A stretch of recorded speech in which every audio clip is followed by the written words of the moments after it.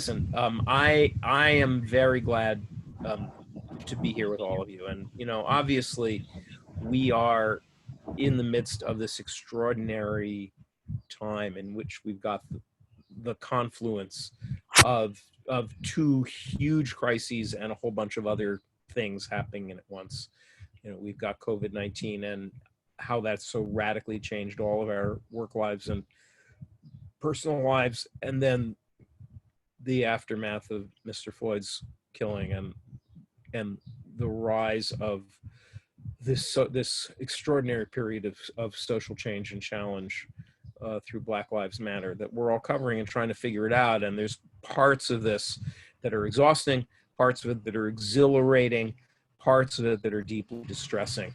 I'm going to talk as quickly as I can about trauma and how we handle our work. But before I leap into it, I'm wondering if one or two of you want to share some strategy that you have found over the course of the last few weeks that has helped you, either professionally or personally, just something that's turned out to be helpful in coping with everything that's challenging right now. Anyone want to leap in with something? I'm asking you in a way to help your colleagues here, because I think we need to all learn. We're all having to make this up, so we're needed to learn a bit from one another, some stuff that works. Anyone want to try? Just unmute yourself and leap in. I'd say, hi. Hi, Amy. I'd say actually just sitting with myself, just sitting. Yeah. I spend so long actually, kind of doing, thinking, but just sitting with myself, reflecting. That's being. That's really important. And I'll be talking a little about mindfulness kinds of practices that can be helpful to us in metabolizing difficult experience. That's certainly something that's really important. Anyone else have something that's worked for you? Just one thing you've done that has kind of gotten you through this weird period?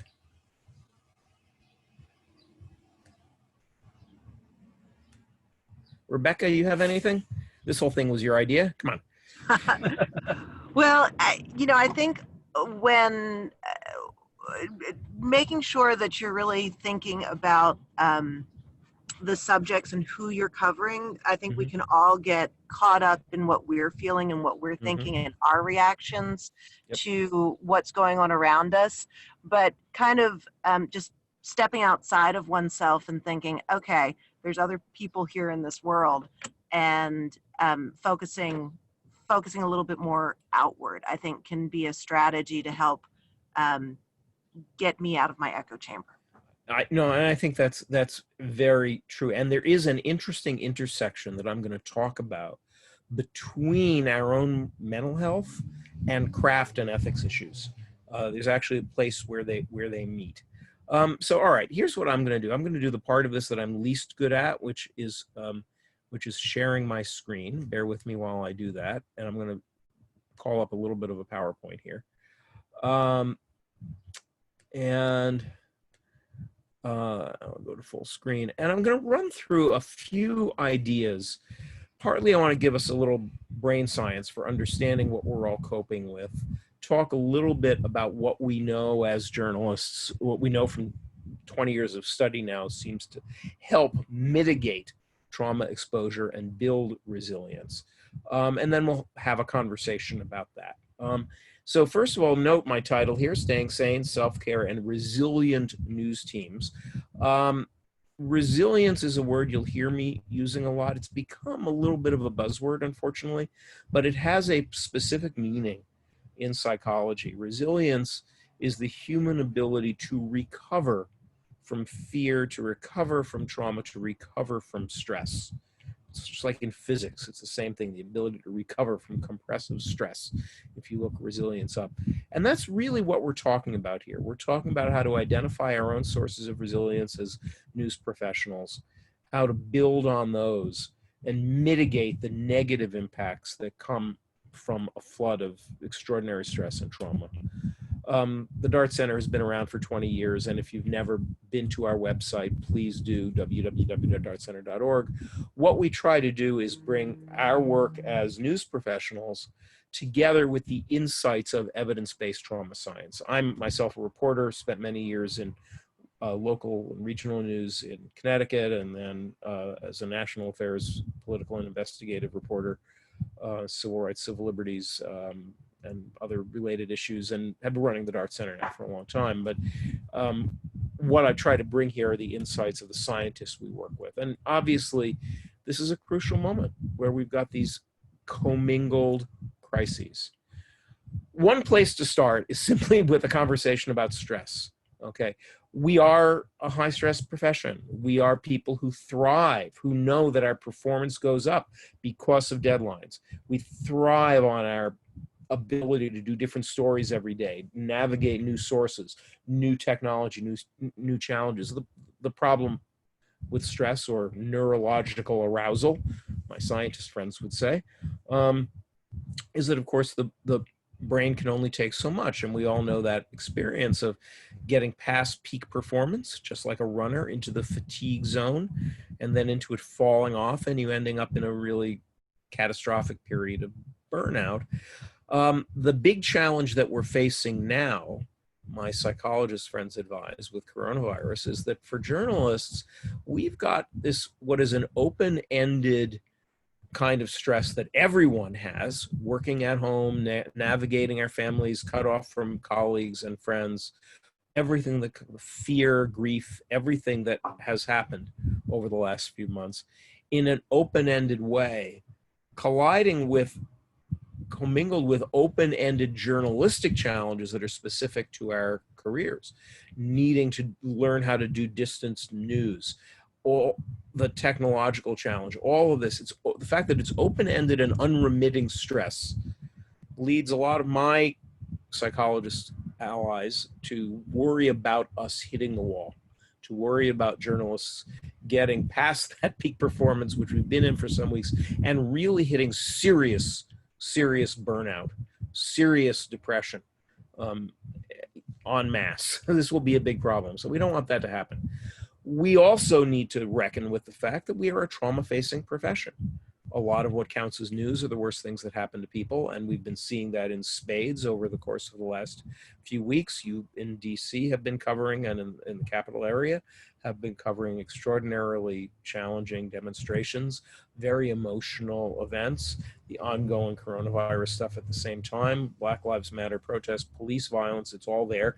There's the direct witnessing, but we also have a lot of other sources of trauma exposure. When we report and photograph, we're making empathetic connection with deeply traumatized sources. We deal with a lot of graphic imagery, even if we're just on the desk. You're dealing with user-generated content, etc. More threat, abuse, and harassment. You're covering events that breach our sense of safety, our moral compass sometimes. Having tear gas shells lobbed at reporters and demonstrators by federal officers is kind of a huge violation. And this stuff happens over the course of a career and intersects with whatever we're carrying around personally. So it's a consequential, and 20 years of research have showed that journalists have much higher levels of trauma exposure than the general public. And when you consider the sort of secondary, the vicarious, the secondhand smoke sorts of exposure through empathetic connection and images, more even than many other trauma-facing professions, we deal with a lot. That's the bad news. The good news is that actually 20 years of studies also show that on the whole, considering how much we are exposed to, we are a resilient profession.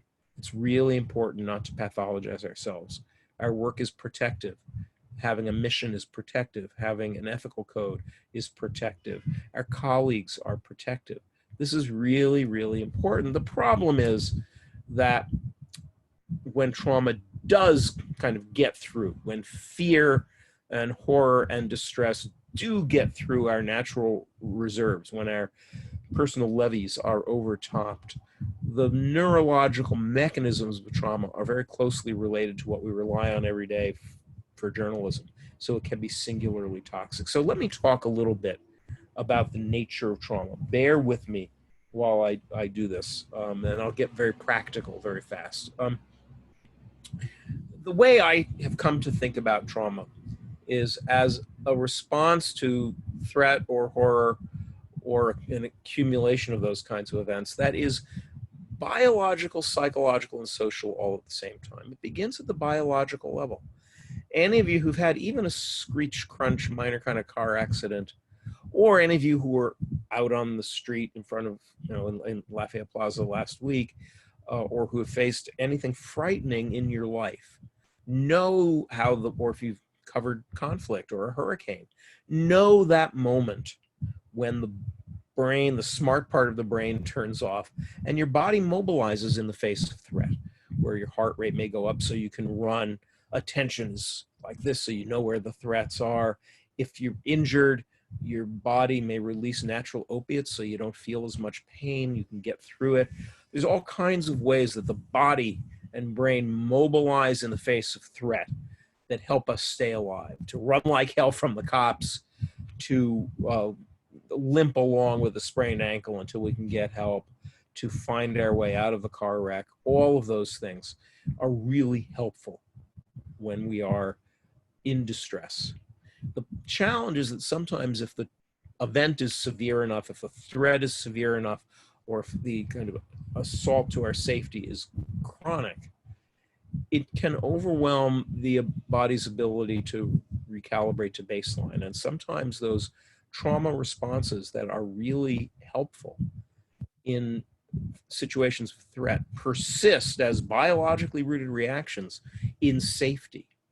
So, hypervigilance, being constantly anxious or aroused or looking for threat everywhere, maybe not sleeping so well, maybe not being able to concentrate, having intrusive memories. Memories of trauma, of threatening events, get processed a little differently. They're designed to be super accessible so we recognize threats, and they can come when we don't want. Or sometimes the brain will go the other way and kind of cut people off from feeling or remembering. People become numb or avoidant. And when those persist over time, those are psychological changes, changes in how people act, changes in how we process the world, as if we're still in danger, even though we're safety. And when people talk about post-traumatic stress disorder, that's what they're talking about. Psychological changes that are about non-adaptive responses persisting in safety. And then there's a social component. We trust the world most of the time. We depend on a sense of safety. Just to cross the street and get a cup of coffee, you got to trust cars to stop. You got to trust the people in the store not to attack you. There's all kinds of things that have to happen. And the truly traumatized person, that parent who's lost a child in a school shooting, family who's lost a loved one to police violence, are folks for whom the social contract has been shredded. The world is no longer such a safe place.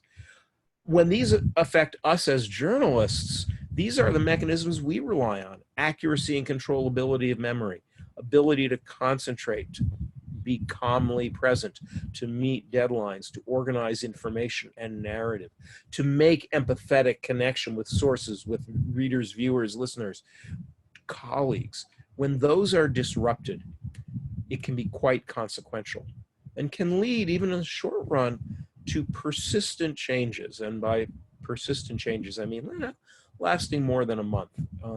All of us, if we cover difficult events, are going to have some jitters or some other short-term responses. But if after a month one finds oneself missing deadlines and you used to be good at it, or angrier than you want to be, or feeling disengaged, spacey, dissociative, those are all signs. Sleeplessness, those are the kinds of things that suggest the trauma is having an impact. They're early warning signs of a kind of spin cycle of trauma that you really want to pay attention to, because at the far side, those mechanisms can lead to chronic risk-taking, so we can feel anything, or getting into constant trouble around deadline, or disrupting relationships with colleagues or friends. It's a big problem. And the risk of those kinds of long-term problems for us as journalists can be more consequential if we've had a huge, heavy load across our career. We get better at covering trauma, but we also, our bank kind of fills up. Our personal reservoir begins to flood. If we have biographical trauma, that's significant. If we identify a lot, and I'll talk more about that in a minute, with the sources or the communities we're covering. If we're loners, if we're isolated people, isolation is highly associated with people not doing well in the face of trauma. I'll talk more about that. Negative cognitions means you think the world sucks and everybody lies. In other words, like most journalists. That's important. And the quality of our colleagues, our leaders, matters too. At this moment, it's very important to say that when it comes to our experience of trauma as journalists, identity is never neutral. We bring who we are to the table. And if we're covering stories about people we identify with because of our ethnicity, our race, our family background, our experiences, that's going to elevate the likelihood that we may have some distress. It also elevates our level of insight. And I believe that this is something to lean into right now, but it's also just something to know. We may bring distinct vulnerabilities because of who we are in the face of difficult stories.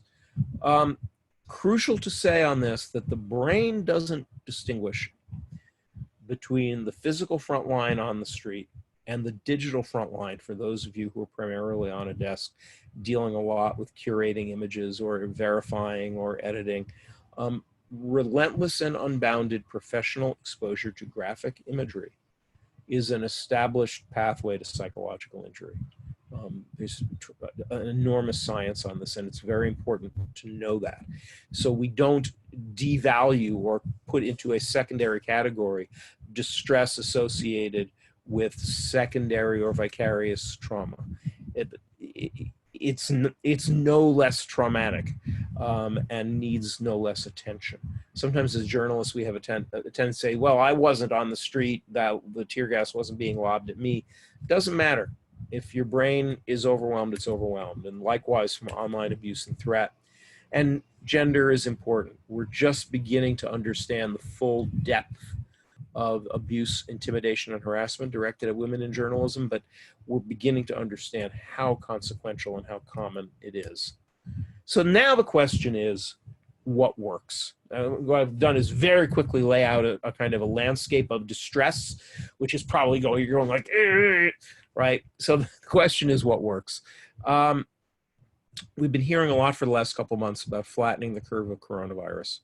And why do we do that? Why do we talk about it? Because we're trying to avoid our hospitals from being flooded and overrun, our medical system from being stretched past its capacity. For our professional journalistic stress, it's the same thing. If we're going to deal with both the unbounded challenges of COVID-19, the ongoing crisis, and with trauma and distress, we need to find ways of flattening our stress response. We want to be shortening that curve, shortening the stress response so we don't get to that exhaustion, panic, burnout phase. We want to be leveling off those peaks and crashes. And the way to do that, the core idea to enable us to do that as journalists in our daily work, is to think about neurological recovery time. The resilient journalist is a well-rested one. This is hard to say in the middle of a very intense news cycle, but our brains need downtime. And that doesn't only mean the week off, the trip to the beach whenever we're allowed to go to the beach again, all of that. It's actually about how we structure our work day. Are we building in recovery time that comes from breaks, that comes from changes in task, that comes from focusing on different kinds of professional muscles, different kinds of images? Are we doing restorative things alongside our work? That's all neurological recovery time, and we need to be very deliberate about that now in this coronavirus period. And in particular, we need to be thinking about our boundaries with technology. Okay, we all live on our devices. We're talking now because of Zoom. It's a wonderful thing. But the internet and social media are a source of constant neurological arousal. Even when we're doing things that we like looking at your family's Facebook page or whatever it is, that's still a little shot of adrenaline, a shot of arousal every time you get a like, every time you go to a new page. We need to be getting ourselves out of this constant spin cycle by owning our devices rather than having our devices own us. We need to have no device times during the day. We need to have no social media go zones. Sometimes of us need, I've gone on a certain kind of a news diet. There are times of the day when I just don't look at the news, even though it's my whole life. We need to do this with our devices, and especially around bedtime. I think there's a tremendous amount of evidence that if you want to write a cookbook for dealing badly with trauma and overwhelming stress for journalists right now, staying on Twitter at bedtime is like the first recipe in the cookbook of messed up life. We just need to be protecting bedtime and protecting other critical times in the day. We also, as journalists, all of us in this period, given both the extraordinary stresses we're dealing with and the extraordinary urgency of this moment and the importance of our work, I believe we need a self-care plan in our professional toolkit. Not because we deserve it, not because we want to be nice to each other, but because our work demands it, just as it demands the accuracy of our facts, the validity of our quotes, the compelling narrative of our stories. We need in our toolkit some self-care. And it's a fairly simple idea. We begin, first of all, just by knowing our own signs. What makes us anxious? What's our baseline stress level as individuals? What do we know from past experience is going to be problematic? What's been helpful that we've done in other past difficult times?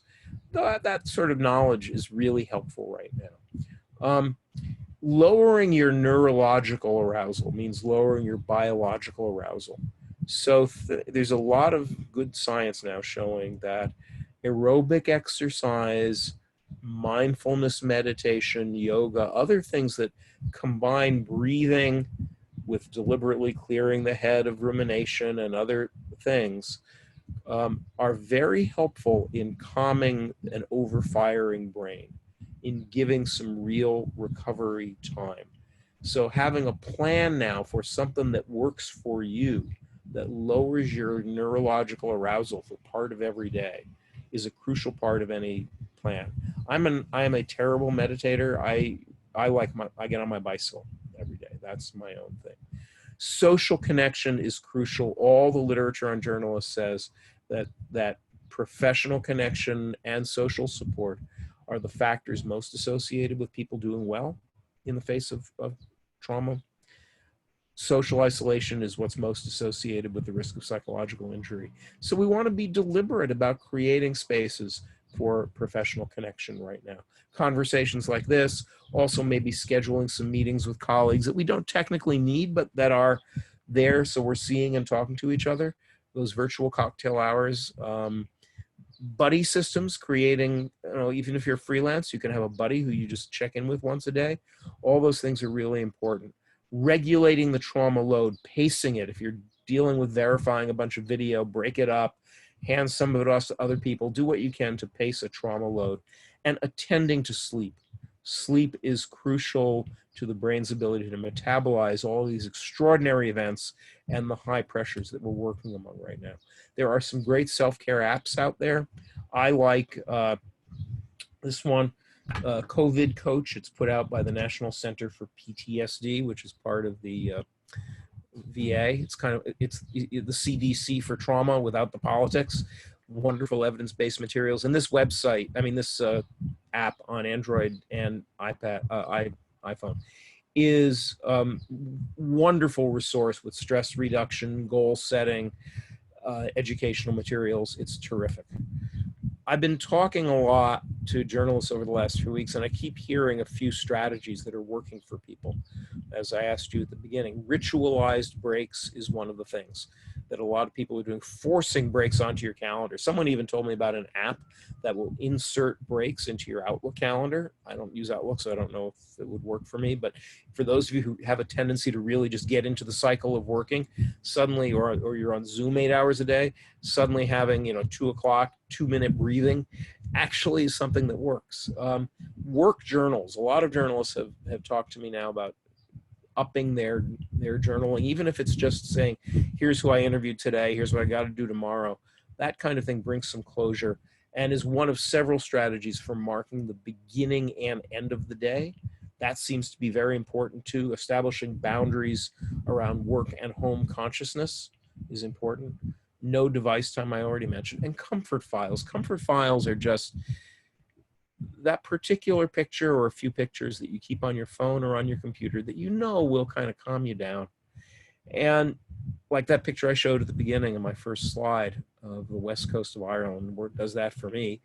But you know, if you find that you're beginning to ruminate on an image or a story, or you're feeling a little agitated, cognitive psychology tells us that just a little bit of couple minutes of contemplation and breathing, looking at a calming photo, really will help supplant that distress in your mind. And if you find it an image from one of the rallies this week or from some video going over and over in your head, you can actually actively push it out by calling up one of those really calming and comforting images. Prevent yourself from over consolidating. This goes back to what Rebecca said, I think it was Rebecca earlier. Ethics and standards really matter in the face of trauma. Partly it's that there's an association between a clear sense of mission and psychological resilience. There's also, it turns out, a phenomena that if journalists go out into the world and cover really traumatic events, if we feel we're not living up to them, or if we are violating, in particular, violating our standards and ethics, there's a risk that we begin to feel a little bit like part of the problem, that we become implicated in this violations of the social contract that we've tried covering. Psychologists call this moral injury, a sense of overwhelming guilt, a sense of being complicit in traumatic events.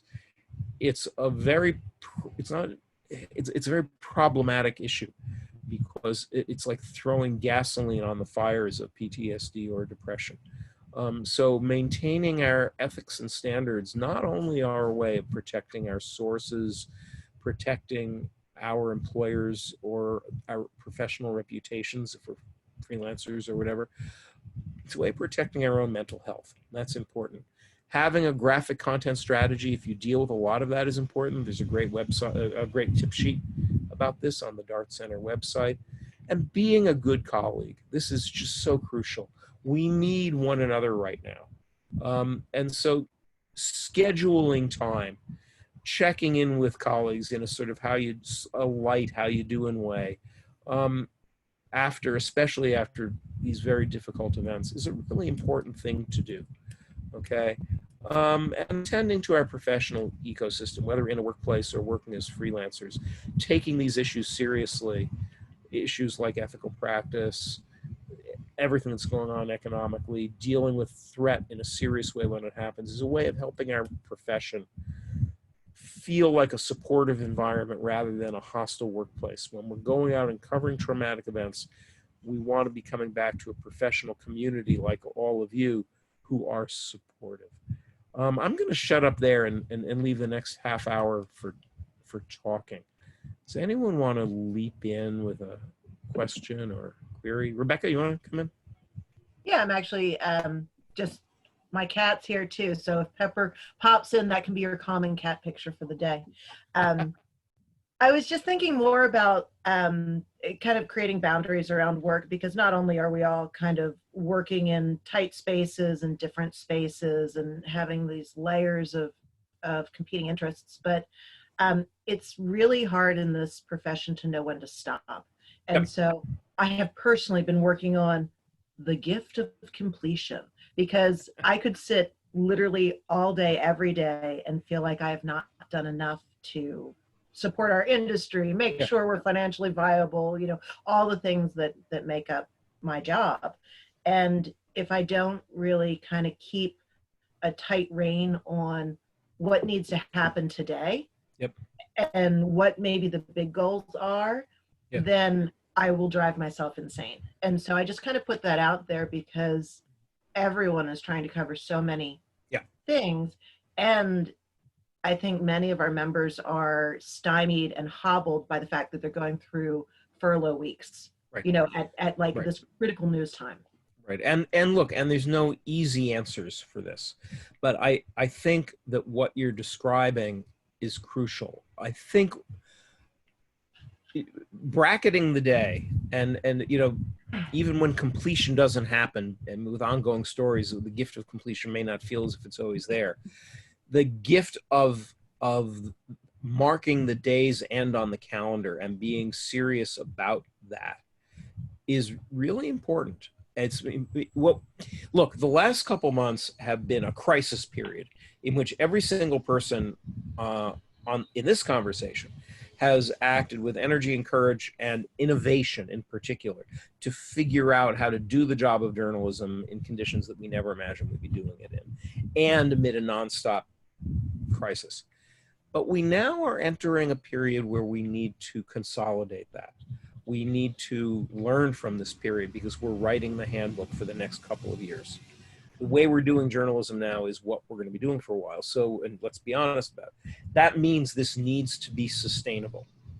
And what do we need to do to make it sustainable? Well, one of the things that I, at least, have needed to do very much, Rebecca, like you're saying, is I'm scheduling myself more rigidly than I used to. I am, you know, putting all kinds of stuff on the calendar that I might have just taken for granted or just kind of kept doing, but I'm putting the beginning and end of times on the calendar much more deliberately because we need some control. One of my psychologist colleagues advises journalists to make 2 lists. A list of everything we can't control, that's a problem right now, because there's nothing we can do about it. I can't control Donald Trump's tweets, and I can't control, you know, when it's going to be safe for me to get on an airplane. But I can control a lot of other things. And she says, make 2 lists. One of things you can't control, one of things you can control, and pick a couple of things out of that list and just chip away at them. Small, attainable victories. Getting off of work at 6 o'clock or whatever time is an attainable victory. Reading a novel for 15 minutes instead of looking at Twitter is an attainable victory. We need those right now. I think that's important. Yeah. Anyone else? Well, and just to add to that, just to get everything out of your mind, you know, your mind will race and continually go if you don't sort of get it out on paper.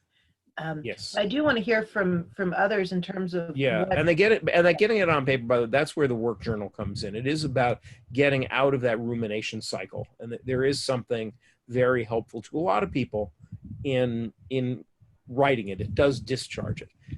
Anyway, somebody else leap in, please. There's a little hand holding thing, the raise hand thing, which we can use, but you know, it's a small enough group that I think if people just want to chime in, that's fine. Just give unmute. it a minute or 2. Yeah. So does anybody have things that are either working for you or is this not resonating and you're like, oh my gosh, what Bruce is suggesting just cannot do it? I want to hear kind of your struggles on what's been going on.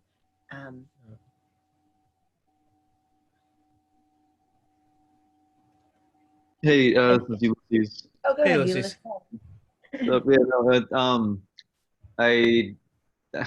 As you were talking about kind of some of the things to not be doing in the cookbook, you mentioned like doom scrolling through Twitter right before bed. And I do that every single night. Just, a lot of the things that like might not be helpful strategies, I think I've kind of found myself doing. So I'm definitely looking for ways to not get caught up in that.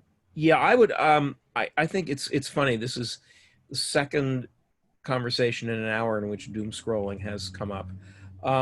I think creating a protected zone around bed in which the particular kind of neurological arousal that comes from devices is not part of the landscape, and in which we are putting images in our head right before sleep that have nothing to do with Donald Trump, nothing to do with police brutality, nothing to deal with deadlines. None of this. We put other kinds of images in our head at bedtime and do it not on devices. That, you know, that's one attainable step that can make a big difference. I would also say that the problem with doom scrolling is that it locks us into a cycle of rumination which is not necessarily helpful. So if you are really habitually doing that, that's also an area where maybe you can come up, as soon as you find yourself doing it, you can do something else. Like, oh, that means it's time for a break. I'm doom scrolling. Time to go splash cold water on my face. Oh, I'm doom scrolling. Time to snap a rubber band on my wrist. I'm doom scrolling. Time to breathe for 10 seconds. Take the doom scrolling as evidence of a need for a quick little intervention. And I think you might gain a little control over it. Professionally speaking, right, as a journalist. Yeah, that makes sense. I think when I get caught up in it, it's because I tend to be up a lot later than a lot of other people. I'm like one of the night owl folks, so like I feel like then at that point I'm kind of keeping an eye on things, like in case something goes wrong. Like there's even like somewhat recently, like there's like a shooting in my neighborhood. Like I saw stuff on Twitter and Citizen app, and like I was able to get out there very quickly, but it's because I was just kind of like up and scrolling through that. So then I worry about then like not looking, because then we might miss something. Right, but I guess I would say recognize that some of that is your legitimate professional engagement and community engagement, and it's important.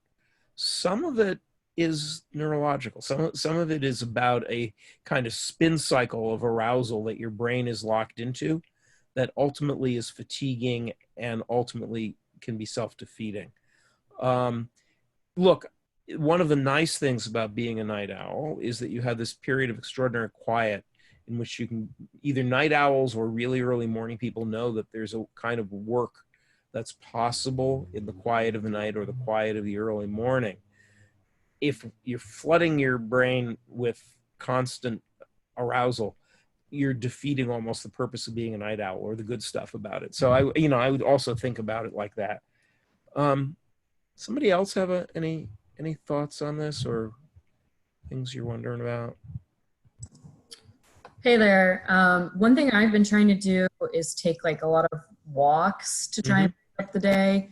I work at night, so it's been even more important. But one thing that I continuously also find myself doing is like making an excuse about why I can't go and leave my desk. Like I'm still fairly new to the newspaper and I'm a young journalist, kind of still feeling like I need to prove myself. And so I'm like, God, like what would I possibly tell my editor if they're like, you have to write this story right now? And it's like, well, I just stepped away from the desk. Like I can't write the story because like I needed a mental break because I feel like they wouldn't understand. So yeah, that's one problem that I've kind of been running into. So let me make a couple of suggestions on that. First of all, in terms of overcoming one's own resistance to taking the walk. The walk is really important because it accomplishes two things. It accomplishes the kind of the biological part of lowering your arousal, oxygen, all that, ritual break, all of that. And it also, you go out for a walk, you're a little bit in nature, you're putting some positive images and changing your relationship to the universe. There's actually a lot of interesting research on how being in nature, even the small nature of a park in a big city, changes our sense of ourself and changes our ability to cope, makes us more resilient. So, you're doing that, and it's a very important step to be taking. And sometimes a way to overcome all the different excuses that we make up for ourselves in that is to develop a buddy system. If you have a colleague in the neighborhood you can do walks with, or even a buddy who's another reporter at the paper who you just are talking to a couple times a day, and you can just say, hey, can you remind me to take my walk? Sometimes engaging it as a peer support exercise can help alleviate some of those other anxieties that keep us from going out, that fear of the boss, that fear of our own. All reporters are people who are afraid to be the person who's not in the room when something happens, right? So, all that's important. On the boss side, I would just say that, first of all, a certain amount of that anxiety is well earned by the number of like jerk bosses in history. But remember that your editors are also struggling with the same stuff. And everybody is now asking, how are we going to make this sustainable? So I think it's important to know if you have a genuinely intolerant boss, but it's also important to know that if you have a boss, if you're lucky enough to have a boss, that you can say, I'll be at the desk in 10 minutes. I'm clearing my head. They're having these conversations too. And we're trying to help bosses understand resilient leadership and all that sort of thing. But, you know, it's important to the long-term success of your career to be doing this walk taking, to do these self-care things. And your bosses will be grateful. You're not going to be doing yourself any favors if you hit the wall because you've stopped taking your walks. This is why I'm trying to normalize it as in our, just as a journalism tool, in our, as something that's important as interviewing. We need it in our toolkit. I'm gonna actually, Chris, do you want to read out what you just wrote into chat, or just paraphrase quickly? Or if not, I'll just read it out. The first thing on the program description talks about best practices in coverage ethical interviewing. Let me, yeah, I sort of didn't get to that because of the overwhelming need I think I was sensing for self-care stuff, but the same rules apply, okay? You know, vulnerable, what are people who are coping with trauma, violence, and fear dealing with? They're dealing with extraordinary lack of control. So if we're trying to maximize trust, maximize people's ability to, traumatize folks' ability to speak with us in a trusting way, minimize the likelihood that they will feel highly distressed by what we're asking, it's very important to understand the need that traumatized people have for a little more control than other folks. We look for ways of giving bits of power back, being extra transparent about who we are and what we're doing. Having a source decide where we should sit down. Do you mind if I start taking notes now? Do you mind if I turn on the machine now? That kind of stuff, small gestures of control can be very helpful. Also, if we're working on longer term features or investigative pieces, being very transparent about what we're going to need from sources over time is really important. There's a bunch of tip sheets on the Dart Center website, including a couple by a woman named Kristen Lombardi, who is one of my colleagues at Columbia Journalism School, who has made a career of reporting on survivors of sexual violence, all kinds of institutional abuse. And she has some wonderful recommendations for building trust with vulnerable sources. We don't want to compromise on our ethical standards. That's really important. If we're going to need to verify stuff, you just want to be upfront about that. And I do want to say a question that comes up often in this is, how do we avoid re-traumatizing sources if we're asking them to recount traumatic experiences? The good news there is that there's actually not a lot of evidence that simply talking about traumatic experience is going to make things worse for folks. It may, you know, someone who has been assaulted, who's a veteran, who's someone whose village was destroyed, if we ask them to recall the worst day of their lives, may of course experience some distress. These are hard events, but it doesn't actually change the outcome in a negative way. And in fact, there's some important evidence that when people speak to reporters, when they give testimony at truth commissions, that can help reconnect people. People have felt isolated by the extremity of their experiences. The particular nature of trauma psychology is that people are torn between wanting to shout their story to the stars and the absolute conviction that no one can stand it, no one cares, no one will get it, no one will listen. So when we do listen and we're present, we're giving important validation and connection to people who have often felt isolated and unratified. That's crucial. Where we do run into trouble, where we can touch on real vulnerability, is around ethics. Traumatized people are folks who've been abused, whom the social safety net has let down in one way or another. And if we're manipulative or coercive or don't keep our promises those are the circumstances in which people are most likely to react.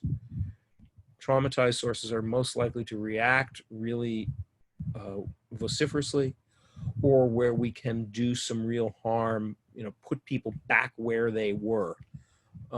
So that's how I've come to think about the trauma interview, as a place where the ethics of the encounter, on everything from managing boundaries to being transparent about what we need to whatever, that's the best way to mitigate harm to your sources and maximize the benefit from talking to you.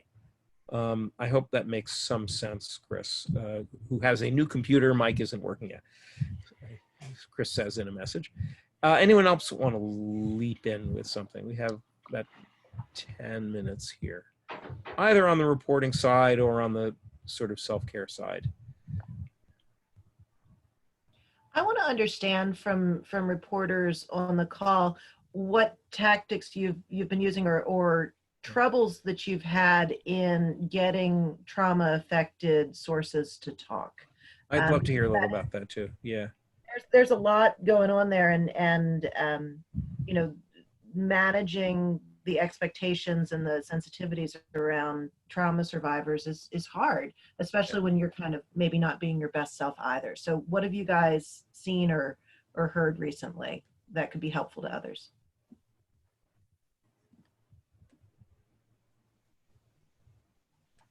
And one thing I've experienced, like just after covering like any breaking news event, I cover emerging news, and sometimes there's somebody that, for us, we're a small town paper, so if there's a fatal crash, we're trying to reach out to the family, or if there's a fatal fire. Sometimes what's useful, I've found, is, if you're at the scene, and you're interviewing police or a firefighter, you can say, is that the family over there? Do you think they'd be willing to talk to me? Can you walk me over to them and introduce us? Yeah. If it's over the phone, maybe it's finding maybe it's not the mother of a victim, but maybe it's like an uncle or somebody that is not so immediately attached, that sometimes can speak a little bit more easily after something is very fresh. Yeah. I think there's two things in there that I like that you're saying, Mary Grace. I think first of all, the idea of identifying someone who can be a little bit of a broker. Sometimes it's a cop, sometimes it's an advocate, sometimes it's a relative, and having that person either be a broker to do the introduction to you, or having the family identify the person who's most prepared to talk is helpful. I would also say, and it builds on this idea of control, right? So people don't feel overwhelmed. I've also heard from many families of victims of murder and other kinds of tragedy that were reported on, that timing is really crucial. And it's a nuanced thing. There's a period in the immediate aftermath when people are too distressed or too shocked. And then there can be, even a couple hours later, or a day later, or 3 days later, a moment when people are not only willing but ready to talk. And getting a sense of when to step into that, or how to make yourself available for when that window opens, is an important skill. Sometimes, if you're at the scene there, just giving your card to the family is the right thing. It's just saying, listen, this isn't the time to talk, but whenever you're ready, here's my card. And then if you call them up a day or two later and you're saying, listen, the community would like to know about your son. That's a real opportunity to build a bridge. I've used that phrasing. I've used that phrasing before of, we write the initial story about so-and-so died in this way, and then, you try to reach the family. And sometimes I'll say, what do you want people to know about, your loved one? So it's like we're offering more of so they're not just another car crash story. Yeah. And I think it's an important thing, and actually I'm going to say this, assuming that there are a number of younger reporters in the room here. I don't know how old anyone is in the room, but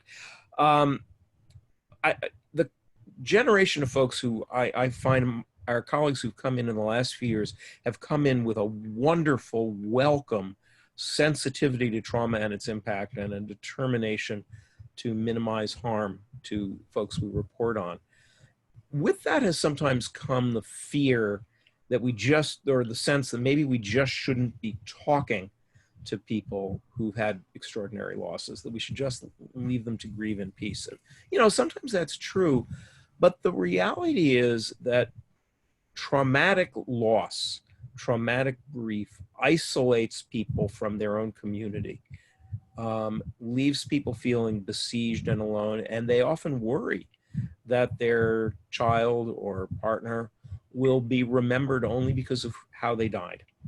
A few years ago, there was a big school shooting in Germany, and there was a very well-intentioned editor there at the local paper who said to his reporters, we don't want any, no, don't go interview any of the families. Just let's leave them alone, please. We're not going to be the vultures here. A couple weeks later, this father came into the newspaper office and was outraged. Why haven't you called me? I want to tell the story about my daughter, right? People really do need to be connected with sometimes. So as long as we're doing it respectfully with boundaries, it's actually a bit of a gift. For community journalism or neighborhood journalism in a big city context, it's the gift of recognition, of ratification, of helping people tell a whole story, a whole person. Anyone else have something? I'm wondering actually whether it's on the reporting side or on the how do I manage this side. What are you most concerned about going into this next phase? We've kind of gone through the initial COVID phase, the initial Floyd aftermath, Black Lives Matter period. What are you most concerned with, either in the reporting toolkit side or in the how do I do this side, that I might talk about in the last couple of minutes here, last 5 minutes? Anyone? What's at the top? Just one thing I'll add real quick on the, okay. on the front of what you were talking about just a second ago is I have definitely had, and I've been shocked to have it, but sometimes you call a homicide victim's mother and they're shocked and excited the fact that the Baltimore Sun gives a shit about their member, you know, like that. So yeah, definitely. I completely understand the sort of averse to, you know, being vultures sort of thought process. But I definitely think that, you know, just laying it out to them, and yeah, it is spin, but like we want to give you guys a chance to be part of the story and share what you would like to about this person. You know? I think it's crucial. I think if we want to define ourselves as trauma-aware journalists, that doesn't mean trauma averse. Right. It means thinking through what our job is in the face of violence and loss, and maybe changing up the toolkit, changing up whose stories get told and why. You know, the whole idea of reporting on historic trauma, thinking back to the Boston Globe Spotlight series, looking at today's some of the police stories about historic police violence. This is an innovation. It's something that had to be creative.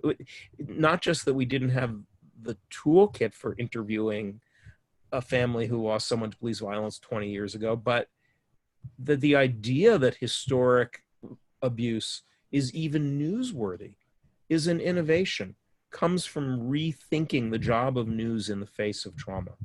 So, you know, I think that when we are, what we're really talking about here is a trauma-aware journalism toolkit that includes thinking through what stories we tell and why, what techniques and ethical innovations we bring to this, and what self-care and community support conversations we have. I think that's really the job right now. And honestly, I do think that for the next year, we're looking at some combination of coping with all of these things. Rebecca, do you want to lead us out of this?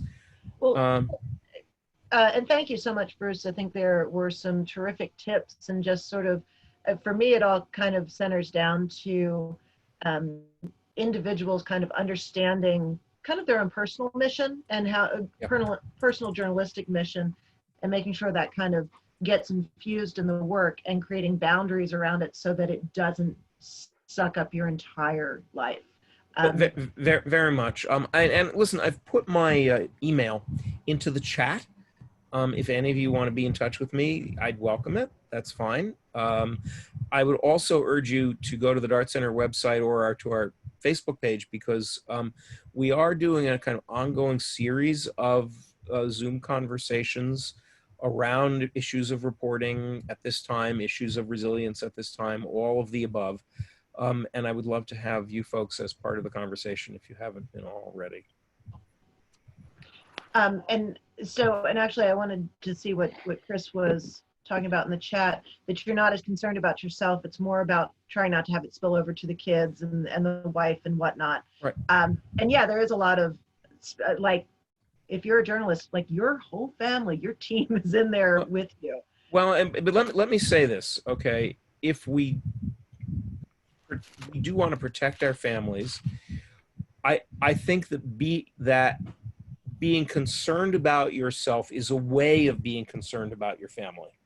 Just as being concerned about yourself is a way of being concerned about maintaining the journalism mission.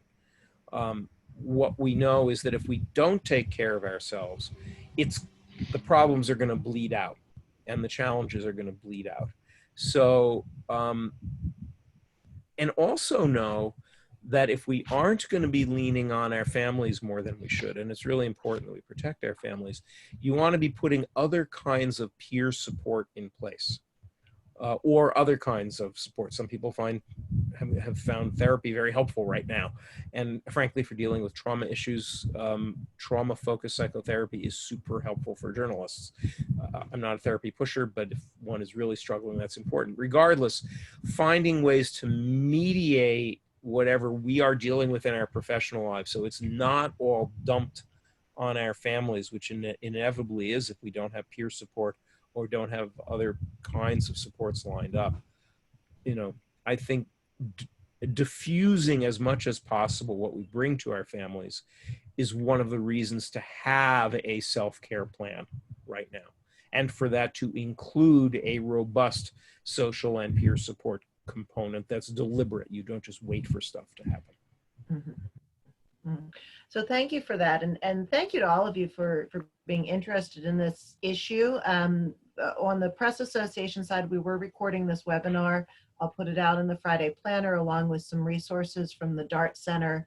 And occasionally throughout the summer, if there's interest, we can convene chats within our own community about what it means to be resilient or specific tips, and probably snag some of the tip sheets from the Dart Center. Absolutely. Everything that's on the Dart Center website is freely available. I would also say that not every convening needs to have a serious purpose. There is something to be said for informal Zoom coffee hours, coffee rooms.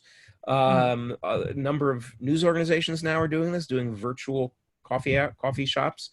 And there's something to be said for creating just a space for us to check in with while we're all scattered to the winds. So I'll throw that into the mix. That's a good idea. So I know we're a little bit past time, so if there's any last comments or observations that the group has, pipe up and bring them in. Otherwise, we'll thank Bruce and let him go. All right. Thank you all.